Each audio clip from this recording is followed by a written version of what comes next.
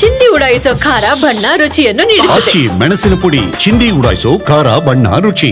ದಲಿತ ನಾಯಕನೆಂದು ಇಡಿ ದಾಳಿ ಎಂಬ ವಿಚಾರ ಸುರ್ಜೇವಾಲಾ ಟ್ವೀಟ್ಗೆ ಪ್ರತಿಕ್ರಿಯಿಸಿಲ್ಲ ಪರಮೇಶ್ವರ್. ಈ ಸಂದರ್ಭದಲ್ಲಿ ನಾನು ಏನು ಹೇಳಕ್ಕೆ ಹೋಗಲ್ಲ, ಜಾತಿ ನೋಡ್ಕೊಂಡು ಬರ್ತಾರಾ ಅನ್ನುವ ಪ್ರಶ್ನೆ ಬರುತ್ತದೆ. ಸುರ್ಜೇವಾಲಾ ಯಾವ ಅರ್ಥದಲ್ಲಿ ಹೇಳಿದಾರೋ ನಂಗೆ ಗೊತ್ತಿಲ್ಲ. ಶಿಕ್ಷಣ ಸಂಸ್ಥೆ ಪ್ರಾರಂಭ ಮಾಡಿ 68 ವರ್ಷ ಆಗಿದೆ. ನಮ್ಮ ತಂದೆಯವರು ಶುರು ಮಾಡಿದ ಸಂಸ್ಥೆ ಅದು. ಮಲ್ಲಿಕಾರ್ಜುನ ಖರ್ಗೆ ಅವರು ಕೂಡ ಅಧ್ಯಕ್ಷರಾಗಿದ್ರು. ಇಂಜಿನಿಯರಿಂಗ್ ಮೆಡಿಕಲ್ ಕಾಲೇಜು ಮಾಡಿದ್ದೇವೆ. ಇತ್ತೀಚೆಗೆ ಇಂಜಿನಿಯರಿಂಗ್ ಕಾಲೇಜು ಖರೀದಿ ಮಾಡಿದ್ದೇವೆ. ಇದರಲ್ಲಿ ಯಾವುದೋ ಮುಚ್ಚುಮರೆ ಅನ್ನೋದು ಇಲ್ಲ. ನಮ್ಗೆ ಆ ಸಂಸ್ಥೆ ಬೆಳೆಸಬೇಕು ಅಂತ ಇದೆ. ಅದೇ ತಪ್ಪು ಅಂದರೆ ಹೇಗಾಗತ್ತೆ ಅಂತ ಪರಮೇಶ್ವರ್ ಪ್ರಶ್ನಿಸಿದ್ದಾರೆ.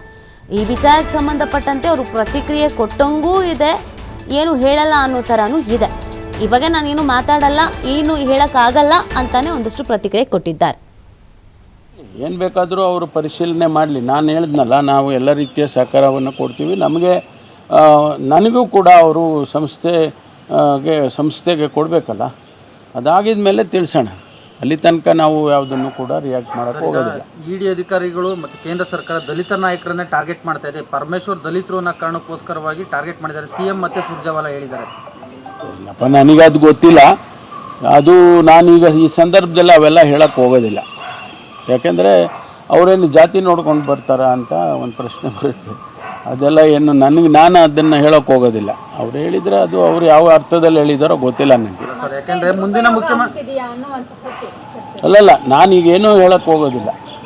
I will not be able to say anything. ಮುಂದಿನ ಮುಖ್ಯಮಂತ್ರಿ ಲಿಸ್ಟಲ್ಲಿ ತಮ್ಮ ಹೆಸರು ಕೂಡ ಇತ್ತು. ಇದೊಂದು ರೀತಿ ರಾಜಕೀಯ ಪ್ರೇರಿತ ಅನ್ಸಲ್ವಾ ಸರ್ ತಮಗೆ? ನಾನೇನು ಹೇಳಕ್ಕೆ ಹೋಗೋದಿಲ್ಲ. ಈಗ ಆರೋಪ ಮಾಡ್ತಾ ಇದ್ದಾರೆ ಅಷ್ಟೇ ತಾನೇ. ಇಲ್ಲ, ನನಗೇನು ಹೇಳಿಲ್ಲ. ನನಗೆ ಸಂಸ್ಥೆಯಲ್ಲೇ ಎಲ್ಲವನ್ನು ವೆರಿಫೈ ಮಾಡಿಕೊಂಡು ಮಾಡ್ತಾ ಇದ್ದಾರೆ. ಇನ್ನೂ ಇದ್ದಾರೆ ಅಲ್ಲೇ, ಅವರು ವೆರಿಫೈ ಮಾಡ್ತಿದ್ದಾರೆ.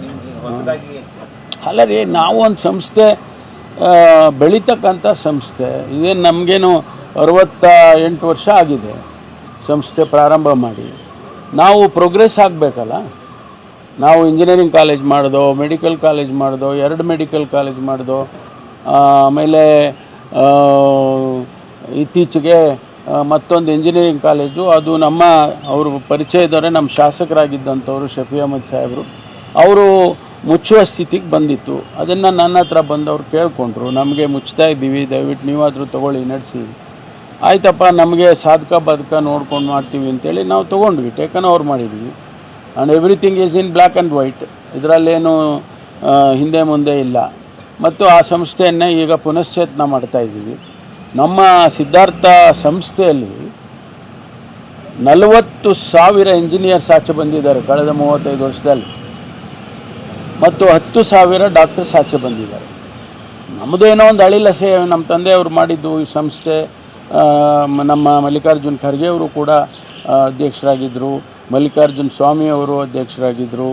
ಹಾಗಾಗಿ ನಮಗೆ ಆ ಸಂಸ್ಥೆಯನ್ನು ಬೆಳಿಬೇಕು ಅಂತಕ್ಕಂಥದ್ದು, ಬೆಳೆಸಬೇಕು ಅಂತ. ಅದೇ ತಪ್ಪು ಅಂದರೆ ಹೇಗಾಗುತ್ತೆ? ಎಲ್ಲ ಮಾಡಲಿ, ಅವರು ಮಾಡೋದಕ್ಕೆ ನಾನು ಬೇಡ ಅಂತ ಹೇಳೋದಿಲ್ಲ, ಮಾಡಲಿ. ನೋಡಿ, ನಾನು ಏನೂ ಹೇಳಕ್ಕೆ ಹೋಗಲ್ಲ. ರಿಪೋರ್ಟ್ ಬರಲಿ ಅಲ್ಲ. ಸಂಬಂಧ ಯಾರು ಹೇಳಿರೋದು? ಹಿಂದಿನವರು ಯಾರೋ ಹೇಳಿದ್ದಾರೆ ಅಂದ ತಕ್ಷಣಕ್ಕೆ ನಾನು ಅದಕ್ಕೆ ಉತ್ತರ ಕೊಡೋಕ್ಕೆ ಹೋಗಲ್ಲ.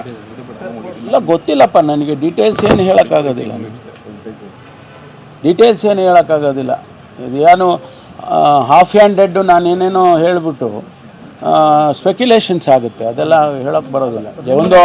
ಒಬ್ಬ ಜವಾಬ್ದಾರಿಯುತ ಮನುಷ್ಯನಾಗಿ ನಾನು ಅವೆಲ್ಲ ಹೇಳೋಕ್ಕೆ ಹೋಗೋದಿಲ್ಲ.